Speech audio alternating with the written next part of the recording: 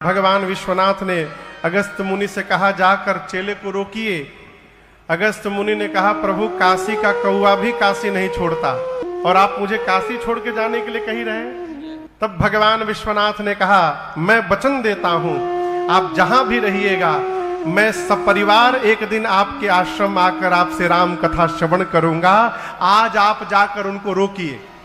तो अगस्त मुनि गए और जैसे बिंध के पास पहुंचे तो बिंध ने चरण में दंडवत किया। जब आप प्रयाग से रीवा जाएंगे आज भी, तो एक स्थान पड़ता है सिरमौर, जहां से पहाड़ शुरू होता है। कहते हैं सिरमौर वो बिंध का सिर है। गुरु जी के पांव में सर लगा के दंडवत किए, कहे गुरु जी आज्ञा करिए। अगस्त मुनि बोले, जब तक लौट कर नहीं आऊं ऐसे ही रहना तुम।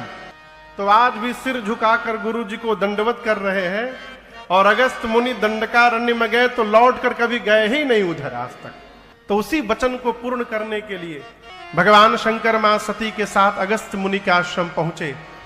सुंदर स्थान पर बैठाकर पूजन प्रारंभ कर दिए। यही पूजा करते देख सती मैया सोचने लगी, कथावाचक श्रोता की पूजा कर रहा है, इनकी पूजा हमको करनी चाहिए। आज यही हमारी पूजा कर रहे हैं, ये कौन सी कथा सुनाएंगे। और परिणाम 9 दिनों तक कथा भई। किसने सुना?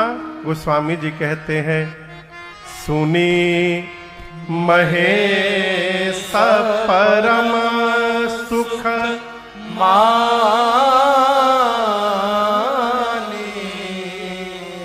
केवल भगवान शंकर ने कथा श्रवण की। सती मैया बैठी रही, बस सुनी नहीं कुछ। कथा पूरी भई। दक्षिणा राम जी की भक्ति देकर और विदा लेकर भगवान शंकर कैलाश गए। कौन सा युग था वो? त्रेता युग। राम जी कौन से युग में आते हैं?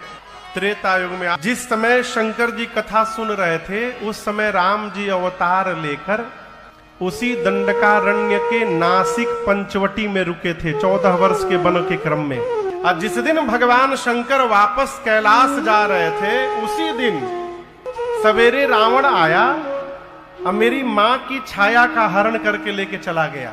राम जी लक्ष्मण जी सीता मैया को ढूंढ रहे हैं रोते रोते नीचे, और शंकर भगवान मां सती के साथ आकाश मार्ग से कैलाश जा रहे हैं।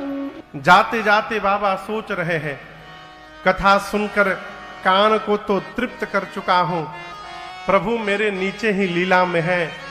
यदि दिखाई दे देना एक बार तो कान के साथ साथ मेरी आंखें भी धन्य हो जाएंगी। आनंद